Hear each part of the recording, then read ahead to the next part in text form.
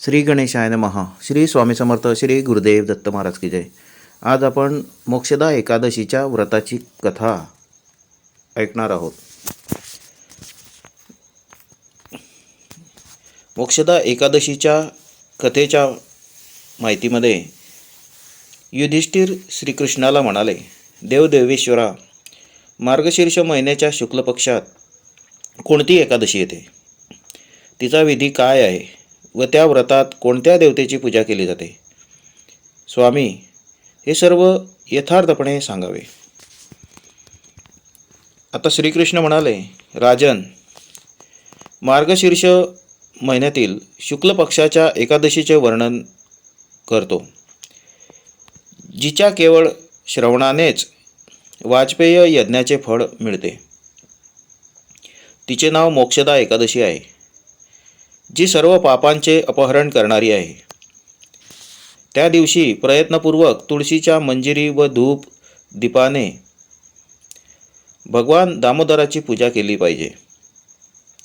पूर्वोक्त विधीनुसारच दशमी व एकादशीच्या नियमांचे पालन करणे योग्य आहे.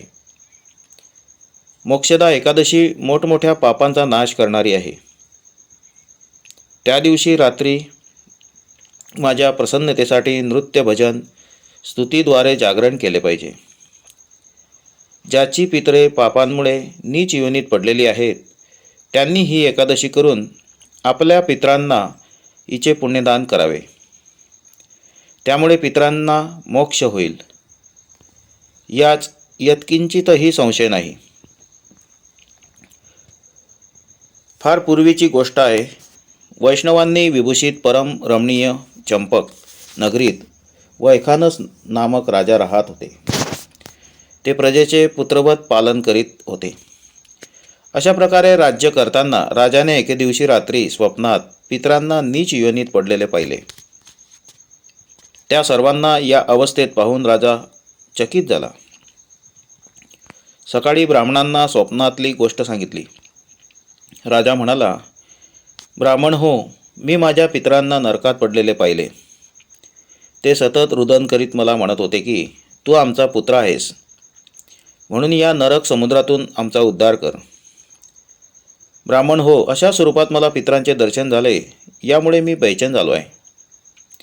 काय करू, कोठे जाऊ, माझे हृदय भरून येत आहे.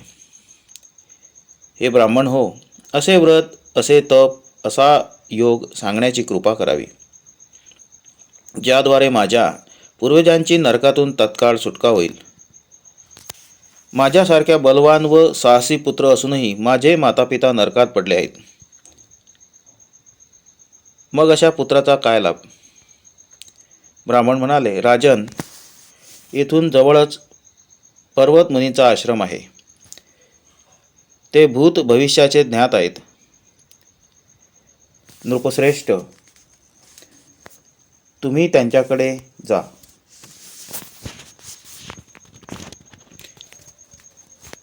ब्राह्मणांचे बोलणे ऐकून वैखानस राजा त्वरित पर्वत मुनींच्या आश्रमात गेले आणि तेथे त्या मुनींना पाहून त्यांनी साष्टांग नमस्कार करून मुनींच्या पायाला स्पर्श केला. मुनींनी देखील राजाला राज्याच्या 7ही भागांची विचारपूस केली. राजा म्हणाला, स्वामी, तुमच्या कृपेने माझ्या राज्यातील 7ही विभाग कुशल आहेत, परंतु मी स्वप्नात पाहिले की माझी पितरे नरकात पडली आहेत. म्हणून कृपा करून सांगावे की कोणत्या पुण्याच्या प्रभावाने त्यांची नरकातून सुटका होईल. राजाचे बोलणे ऐकून पर्वत मुनी एक मुहूर्तभर ध्यानस्थ बसले. त्यानंतर ते राजाला म्हणाले, राजन, मार्गशीर्ष महिन्याच्या शुक्ल पक्षाची मोक्षदा नावाची एकादशी येते. तुम्ही सर्व लोक तिचे व्रत करा आणि ते पुण्य पितरांना अर्पण करा. त्या पुण्याच्या प्रभावाने त्यांची नरकातून सुटका होईल. भगवान श्रीकृष्ण म्हणतात, युधिष्ठिर, मुनींचे हे वचन ऐकून राजा पुन्हा राज्यात परतला. जेव्हा उत्तम मार्गशीर्ष महिना आला, तेव्हा राजाने वैखानस मुनींच्या कथनानुसार मोक्षदा एकादशी व्रत करून तिचे पुण्य सर्व पितरांसह पित्याला अर्पण केले. पुण्य देताच क्षणभरात आकाशातून फुलांचा वर्षाव होऊ लागला. वैखानसचे वडील पितरांसह नरकातून मुक्त झाले आणि आकाशात येऊन राजाला म्हणाले, मुला तुझे कल्याण हो. असे बोलून ते स्वर्गात निघून गेले. राजन, जे अशा प्रकारे कल्याणमयी मोक्षदा एकादशीचे व्रत करतात त्यांची पापे नष्ट होऊन जातात आणि मृत्यूनंतर त्यांचा मोक्ष होतो. म्हणजेच ही मोक्ष देणारी मोक्षदा एकादशी मनुष्यांसाठी चिंतामणी समान सर्व मनोकामना पूर्ण करणारी आहे. हे महात्म्य वाचल्याने व ऐकल्याने वाजपेय यज्ञाचे फळ मिळते. आणि आज ही मोक्षदा एकादशी आहे. तरी सर्वांनी या मोक्षदा एकादशीच्या कथेचे कथन श्रवण करावे.